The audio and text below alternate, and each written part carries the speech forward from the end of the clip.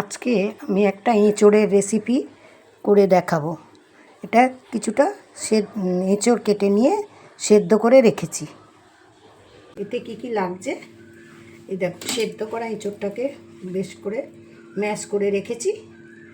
এবার লাগছে বেসন, chilli flakes, শুকনো লঙ্কা, পেঁয়াজ বাটা, রসুন বাটা, আদা বাটা, কাজু, কিশমিশ, চিনি, একটু ভাজা মশলা, নুন, হলুদ, কাশ্মীরি লঙ্কা, গোটা জিরে।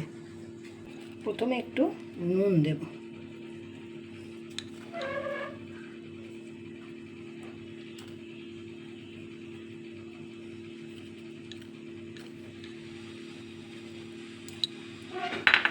এরপর একটু অল্প চিনি দেব, একটু অল্প চিনি দেব।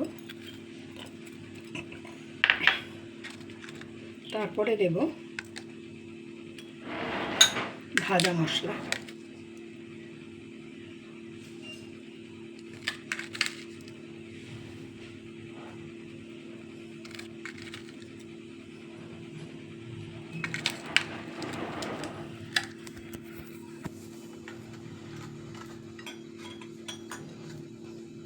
আর দেব একটু চিলি ফ্লেক্স।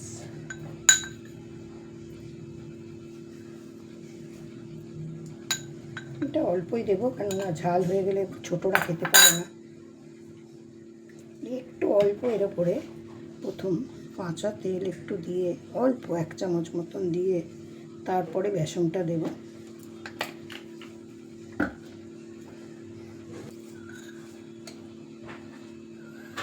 বেসন দিলাম। এইবার দেব কাজু। কাজুগুলোকে ছোট ছোট করে কেটে নিয়েছি, একটু টুকরো করে নিয়েছি কিশমিশটা, নাহলে ছোট ছোট না করলে না একটু অসুবিধা হয়ে যাবে।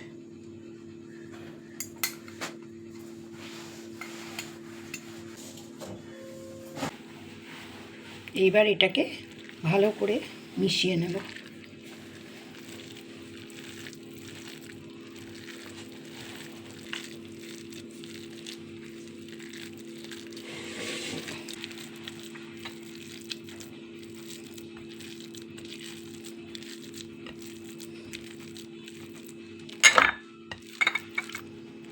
এইভাবে এবার এটাকে আমি এক একটা গোল গোল বলের আকারে তৈরি করব।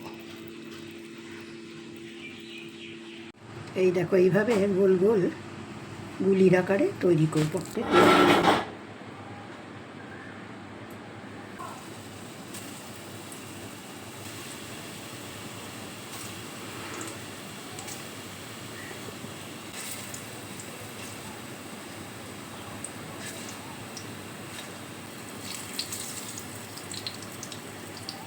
প্রথমে কড়াতে তেল দিয়েছি, তেলটা একটু গরম হয়ে গেছে। এইবার তাতে দেব একটু শুকনো লঙ্কা, গোটা জিরে, কয়েক টুকরো দারচিনি দিয়ে একটু পেঁয়াজ বাটা,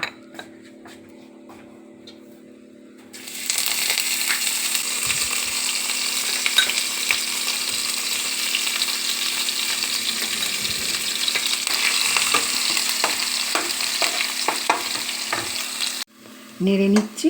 একটু হালকা লালচে লালচে হবে তখন রসুনটা দেব। একটু একটু লালচে হলে রসুনটা দেব।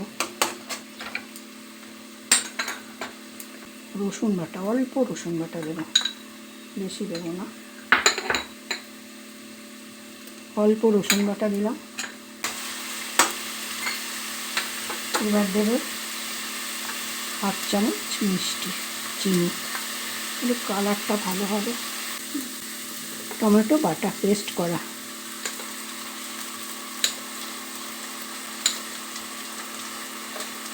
তার এরপরে দেব নুন,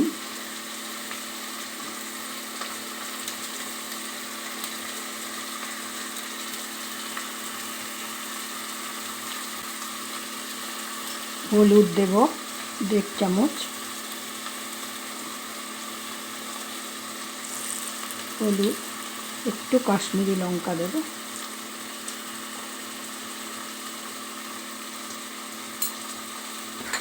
দিয়ে এটাকে ভালো করে নেড়ে মিশিয়ে নেব। মাছটা একটু সিম করে দেবো, একটু সিম করে দিয়ে গ্যাসটা।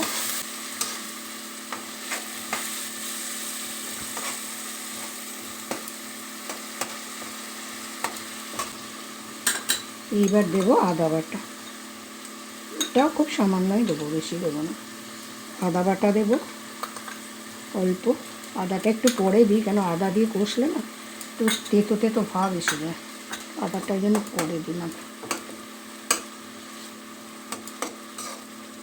আদা বাটা দেবো, দিয়ে একটু এবার মশলার ধোয়া জলটা দেবো, মশলা দেওয়া জলটা দেবো, দিয়ে তার সাথে আর একটু জল দেবো, অল্প একটু জল দিলাম।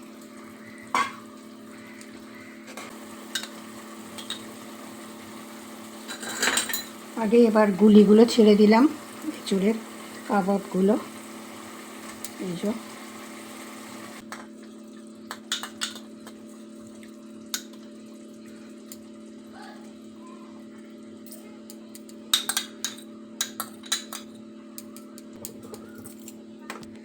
ভালো করে এটাকে হালকা করে ভাপিয়ে নিয়ে উপরে দিয়ে দিলাম দুটো শুকনো লঙ্কা, উপরে দুটো শুকনো লঙ্কা দিয়ে দিলাম। এইবার গরম মশলাটা দিলাম,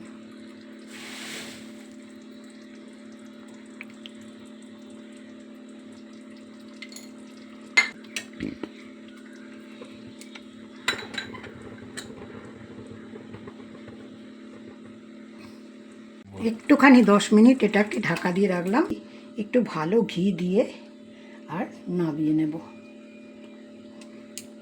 একটু ভালো ঘিটা দিয়ে নামিয়ে নেব।